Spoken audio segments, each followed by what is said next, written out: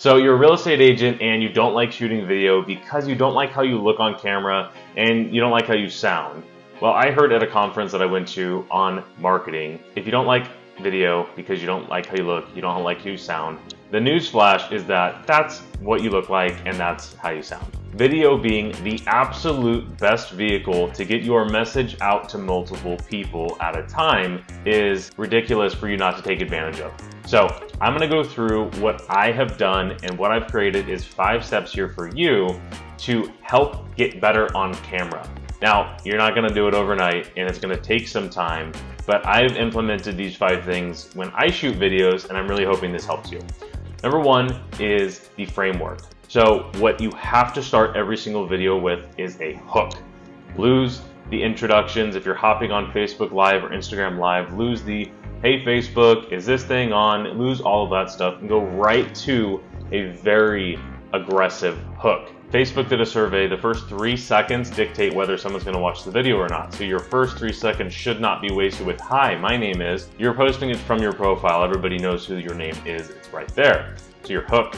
Then you're going to introduce yourself, which I think I forgot to do on this video, but that's okay. You guys probably know who I am. Your framework is your hook, your introduction.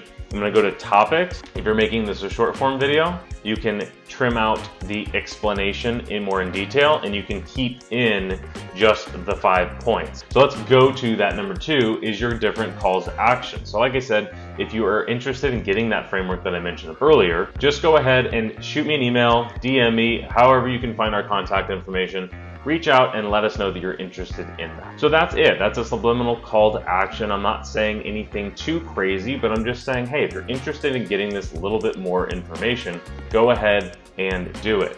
Another huge tip that I was gonna leave at the end, I'm gonna do it now because it's falling off of my camera. I use sticky notes just like this for my outline and my scripting.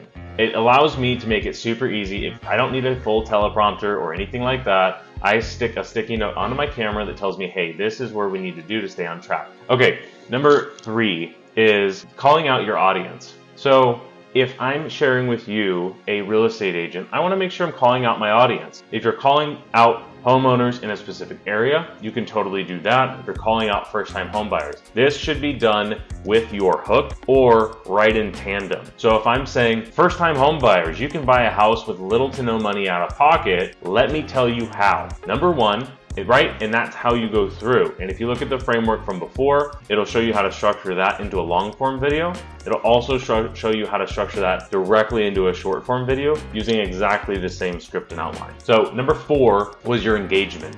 So if you found this helpful at all, go into the comments and let me know which of the 5 tips you are going to implement on your next video. I'd be really excited to see that. It can be that simple. I'm just asking you to go and get excited and engaged with other people, seeing what their ideas were, and ideally driving the algorithm to get your video to rank higher, to get to more people, so that you can be prospecting without having to be on the phone all day long, which is why we do video in the first place. And then number 5, I want to be speaking directly to you, the consumer of the video. I am working on this is probably the biggest adjustment that I'm making more recently, but I am trying to make sure that I'm speaking directly to the consumer. When somebody's watching a video, they don't picture themselves sitting in the audience of an auditorium or at a conference. They really feel like it's a one-to-one. And if you have not used video in your personal business yet, and you haven't had a client reach out to you and say, hey Christian, I really like the information you're putting out there, I would love to work together, you will not really feel how important it is to be talking to you on the camera as opposed to talking out to the entire audience. It is a very hard pivot to make, but it is a habit that I'm working on and that I feel you will get benefit from as well too. There, I think I did it. So anyway, here's the recap of the 5 things. Number 1 is have a framework. Number 2, subtle calls to action. So if you want that framework, reach out to me. Number 3 is make sure you're calling out the audience. Number 4 is ask for engagement. So if this was helpful, drop a like and a comment, subscribe to the YouTube channel. Number 5 is making sure that you're speaking directly to you, the viewer.